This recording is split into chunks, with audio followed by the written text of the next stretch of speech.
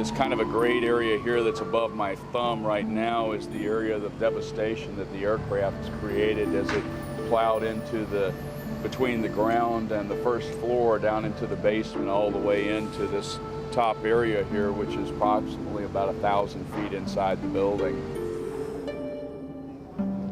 I work here, and when I was here when the attack happened, and the day of the attack, we could not do anything. We were helpless. This smaller little dot right here was the area in which I was standing at the time of the impact.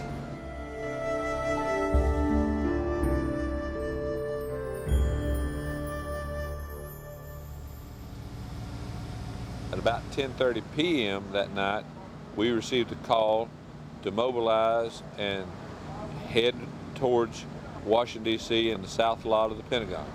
We arrived at the Pentagon between 7:30 and 8 on Wednesday morning, about 23 hours after the disaster hit.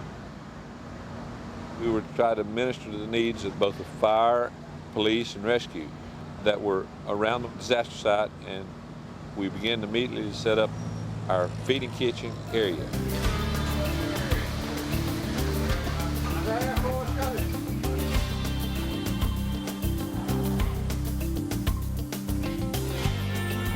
$2,300 a meal is about what we're serving now. Only today and tomorrow will tell whether that count goes up or down.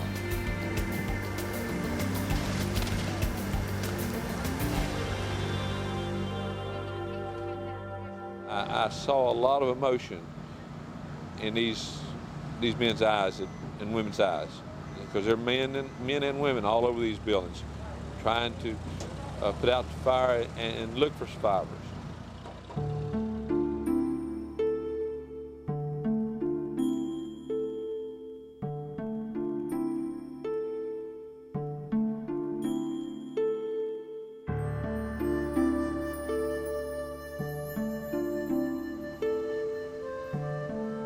For the ones that are having to do the initial work, trying to find the bodies, I know they're feeling the effects, the emotions, the stress.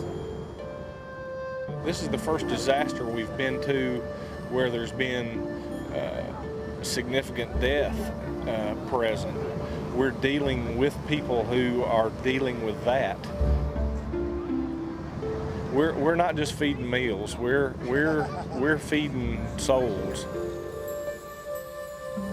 I think just being here and letting them know that we're concerned and being able to talk with them on a personal basis and seeing what they're doing and what's taking place and letting them know that we're praying for them.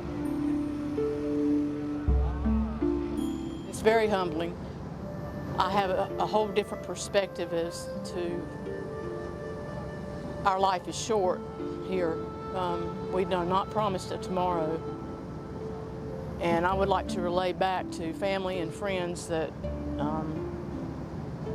be thankful of what we have in our lives that God's given us, because it can be taken away real soon, and we don't know when that time has come or will come.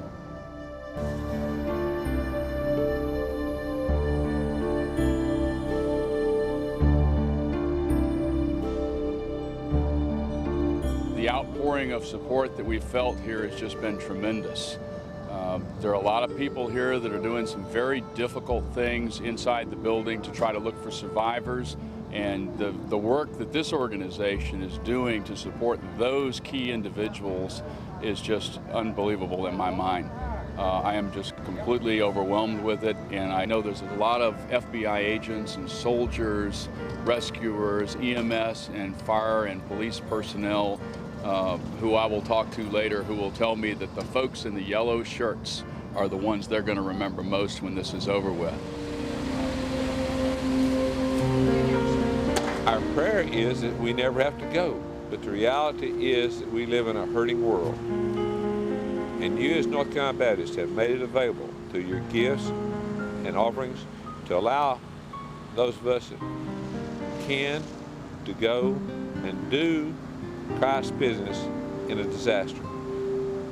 Our families give you thanks as being support members behind us as we're here. Thank you, North Carolina Baptists and Baptists all across our nation for supporting the disaster relief ministries and the other opportunities that volunteers have to be part of God's army in this hurting world.